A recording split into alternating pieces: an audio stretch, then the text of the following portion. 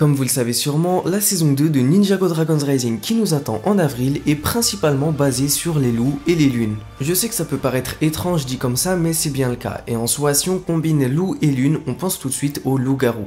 Bon, on aura aussi le droit à un nouveau maître de la fumée nommé Cinder qui est juste ici, et on sait aussi qu'on reverra un ancien méchant comme le dit ce tweet de Lego.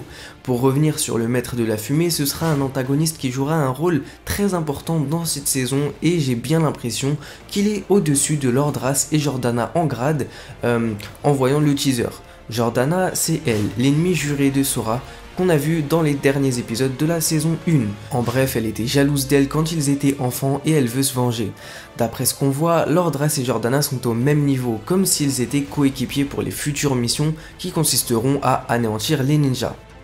Le phénomène des lunes, on a eu pas mal de clins d'œil lors de la saison 1, comme des lunes entre guillemets doublées, et ça s'est passé depuis la fusion. Des pouvoirs inconnus se sont libérés dans la série, il y a bien un rapport avec les loups et les lunes, comme on le voit sur la tenue des loups, d'un côté c'est écrit loup et de l'autre lune, et quand on voit cette scène du teaser avec Cinder qui met un masque de loup, on voit comme si une sorte de pouvoir se libérait au moment où il place le masque sur sa tête, un pouvoir rouge similaire niveau design au Spinjitzu, mais je ne pense pas que ce soit ça. Comme d'habitude, je vais vous résumer avec une théorie que j'ai fondée, une théorie vraiment qu'on peut clarifier de très probable, c'est-à-dire que j'ai pas eu beaucoup d'idées qui sortent de ma tête, mais j'ai regroupé plusieurs infos qu'on a eues pour la théorie. C'est parti. Depuis la fusion, tout est parti en éclats et de nouvelles choses ont été possibles, comme l'acquisition par n'importe qui d'un pouvoir élémentaire. Eh bien, pendant le moment de la fusion, la lune de Ninjago a subi un changement radical et s'est en quelque sorte doublée.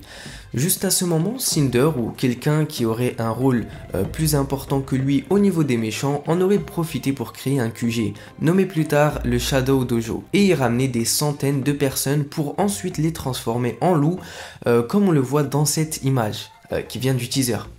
Cette organisation serait donc celle pour laquelle Lord Ras travaille et a volé les ressources d'Imperium. Au dernier épisode de la saison 1, Lord Ras propose à Jordana de le rejoindre pour s'allier à son maître. Le maître serait donc soit Cinder, soit un méchant qu'on ne connaît pas encore, et dans ce cas Cinder ne serait qu'un petit commandant pour Lord Ras et Jordana et aurait donc le même maître qu'eux. On aperçoit à plusieurs reprises dans le teaser une sorte de gong dans lequel Lord Ras frappe pour réveiller le pouvoir des loups. Comme on le voit dans cette scène, c'est exactement au moment où Lord Ras a frappé dans le gong avec son marteau que le masque s'est illuminé et que Cinder s'est comme fait ensorceler par le pouvoir. C'est un petit peu comme le Spinjitzu interdit qui finit par corrompre la personne qui s'en sert, c'est le même principe.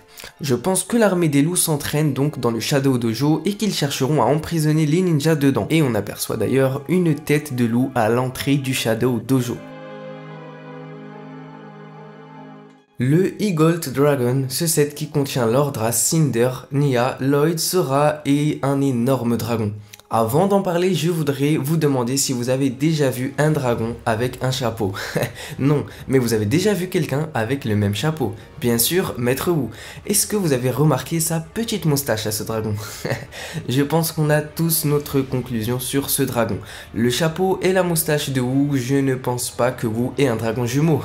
Mais il faut aussi se rappeler de ce moment saison 5 où Wu fait apparaître son dragon élémentaire. Je pense vraiment qu'il y a une petite ressemblance avec ces deux dragons. Est-ce que Wu aurait fusionné avec son dragon? C'est possible. C'est aussi possible que ce soit une forme dragon, en quelque sorte suprême, donc plus puissante que celle de la saison cristallisée, que seul Wu et son père, le premier maître du Spinjitzu, pourraient acquérir. Rappelez-vous aussi du moment où Wu guide Kai et Nia dans la saison 1 de Dragons Rising, on aperçoit un symbole de dragon mélangé avec un soleil. Rappelez-vous aussi que la famille est la clé, ce que Maître Wu a dit à Lloyd dans son flashback. C'est la fin de cette vidéo, dis-nous ton avis en commentaire et tes théories et on se retrouve très prochainement.